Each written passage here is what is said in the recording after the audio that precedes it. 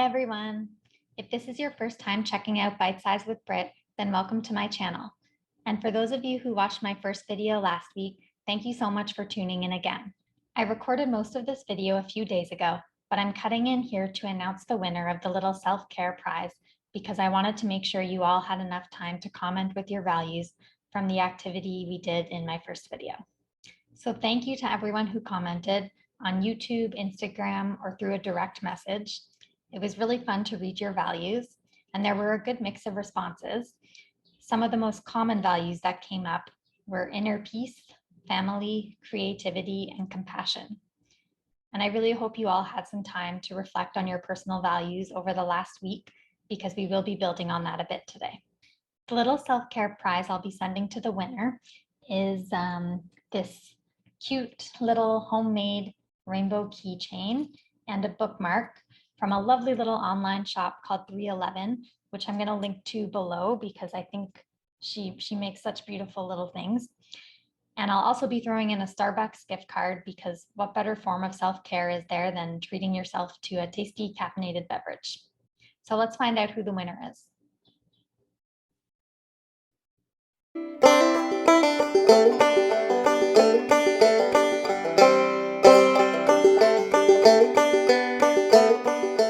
Congratulations, Chelsea. I'll be reaching out to you to organize how I can get that prize to you. Okay, now on to this week's video. So I'm feeling pretty excited this morning because I completed my last antenatal therapy session last night after just over 2 months of weekly therapy sessions. So that was a big milestone for me. And I'm also going to be catching a train later this morning with my husband to go visit my family, which I'm really looking forward to, especially because it's likely the last time they'll see us before our little guy arrives. So going back to the therapy program I just finished, I wanted to quickly chat about this a little bit at the start of this video, because I think it directly relates to why I started this channel in the first place and where I'm coming from when I make these videos. So last night, my therapist had me start with just reflecting on the previous week like we usually do. And I got to talking about how I was still finding it quite frustrating how there's some situations where I feel like my mind goes to this place that I don't want it to go to. And I respond in a way to the situation that I end up not being proud of after, and then being hard on myself and beating myself up for after. And I was just expressing that I know I've come so far and that I've made lots of progress through the therapy and everything, but I still find it frustrating that these situations come up. And she acknowledged that that's, it's completely normal for these things to still be coming up. And she outlined to me how drastically different I'm coping now compared to where I was 2+ months ago when I started working with her, kind of from an outsider's perspective. So that was really encouraging to me and really emphasized to me how far I've come, and to have a little grace that these little moments are still coming up here and there, because I do recognize how far I've come and that I'm still dealing with all the pregnancy hormones and changes and things like that that make it hard to think clearly sometimes.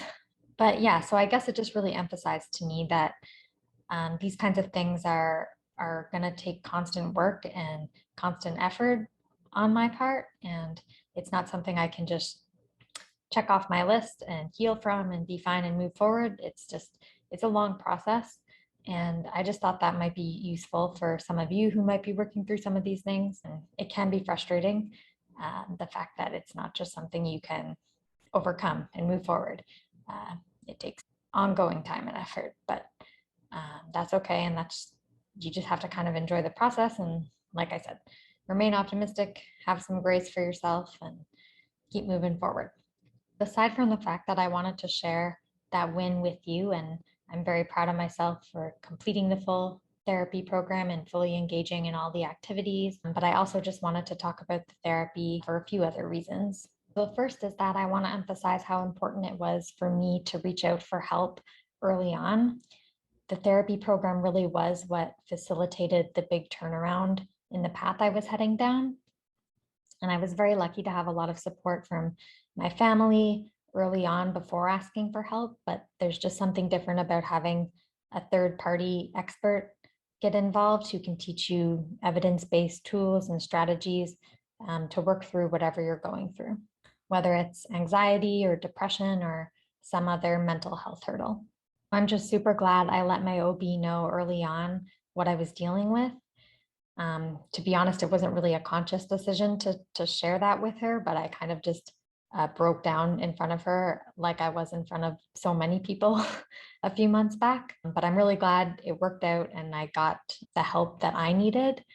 I know there are a lot of barriers to seeking professional therapy services these days, whether it be the extremely long wait times or the high fees for the services. But there actually are a surprising number of free resources and programs out there. You never know unless you ask.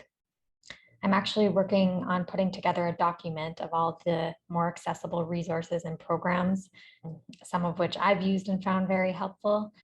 So if you know any that have been useful to you or to someone you know, feel free to comment below or shoot me a message with the information so I can include it on this document that I'm making, and I'll get that out to you guys at some point.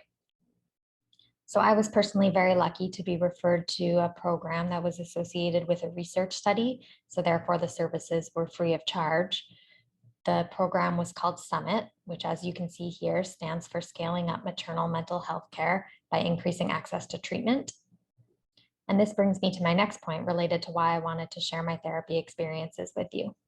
So the Summit Therapy program focused on behavioral activation strategies.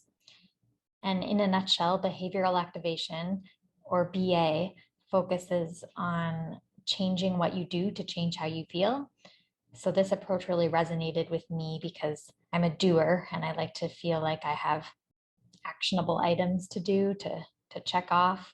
So I found this approach really useful. And I was able to one by one actively change some of my daily activities to change the way I was feeling about myself and my overall outlook on life. It helped me rebuild ways of being active and involved in my life in ways that supported my values, which is related to what we talked about last week.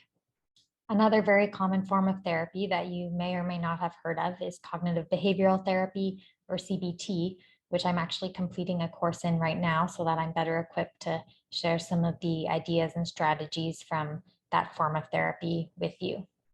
Overall, I guess I just wanted to give you some context as to where the ideas and activities and strategies I'll be introducing in these videos are rooted in, and they are primarily coming from my experiences with behavioral activation, cognitive behavioral therapy, and just my personal experiences with working through some of my challenges around antenatal depression.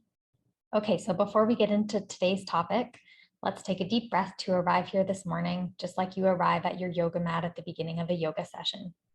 So on the count of 3, 1, 2, 3, in and out.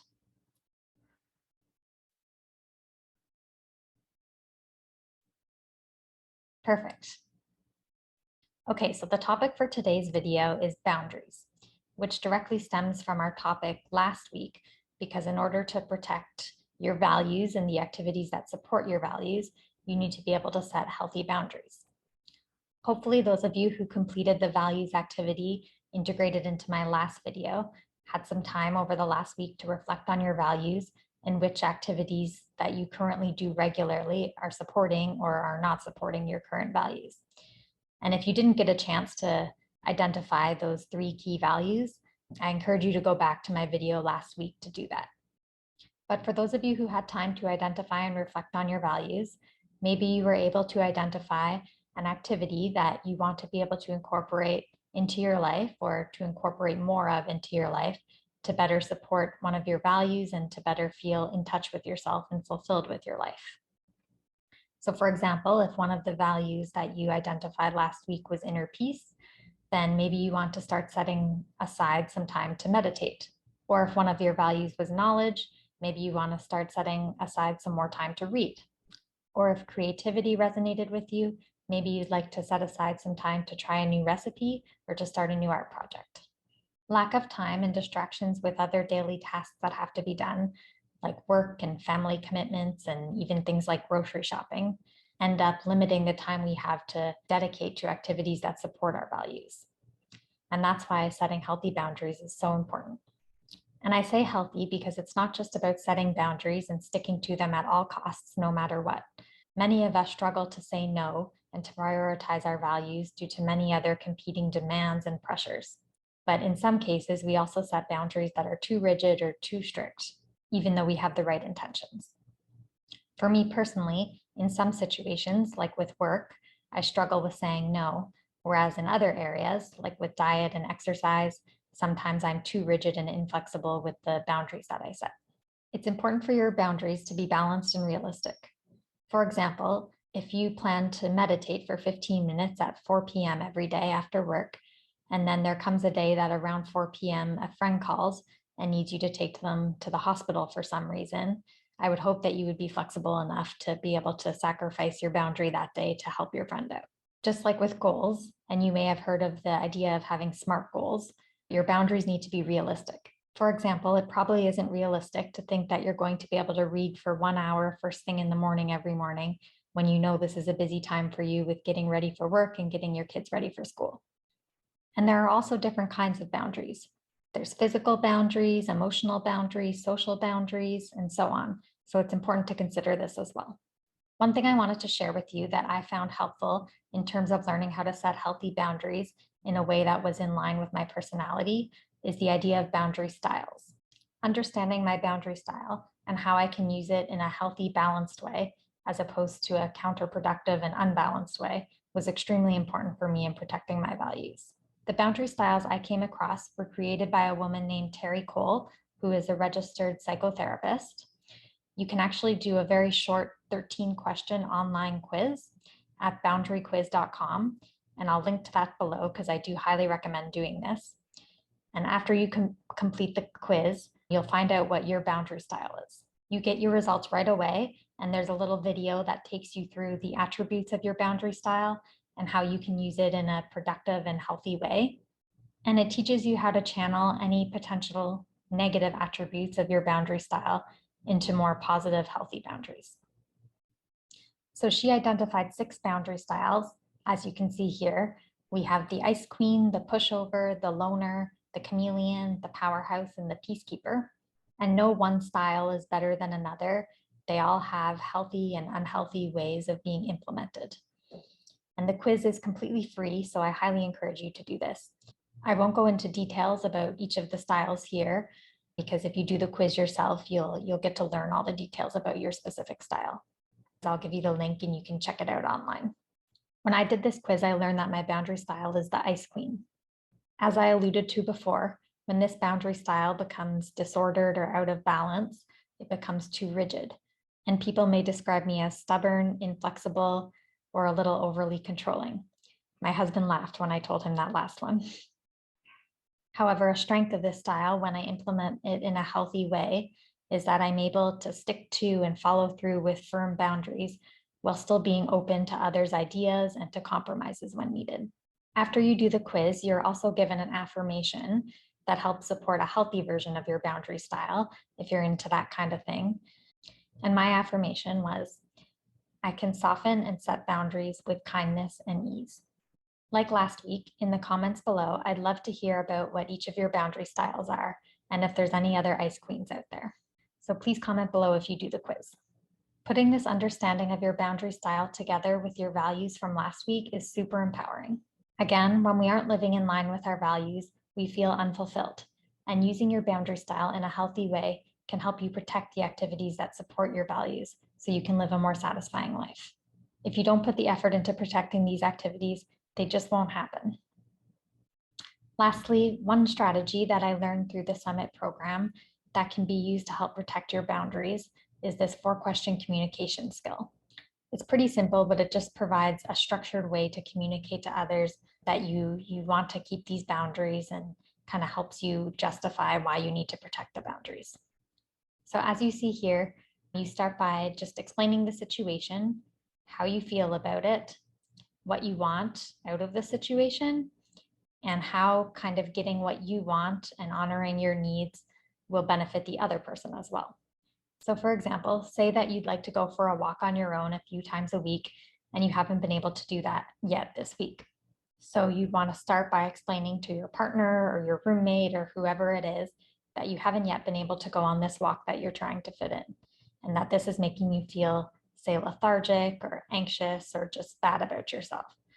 So clearly state that you'd like some time to go for, say, a 30-minute walk on your own outdoors, and then explain how going for this walk will make you a more fun, upbeat person to be around and will help clear your mind so that you can more actively engage in the tasks that you need to accomplish together. So this is just a simple tool that I found helpful that maybe you'll find helpful as well. As we wrap up, I want you to try to think of an activity that supports one of your values and that you would like to incorporate more into your life. Maybe you've been sacrificing it more lately due to time constraints or other things going on. It could be one of the activities I've mentioned, like walking or meditating, or just anything that's meaningful to you, like say going to church or something. With the understanding of your boundary style and these communication tips, you are now equipped to block off a few chunks of time this week to dedicate to this activity that's important to you. So give it a shot, and I promise that just intentionally setting aside even a little bit of time this week and sticking to that plan will go so far with how you feel about yourself and your life in general. Okay, that's all for today. I hope this video gave you something to think about. Again, I'd love it if you could share your boundary style below, and I'd also greatly appreciate it if you could either like this video or subscribe to the channel if you're finding these videos helpful at all. Now let's take our group closing deep breath before I sign off. On the count of 3, 1, 2, 3, in and out.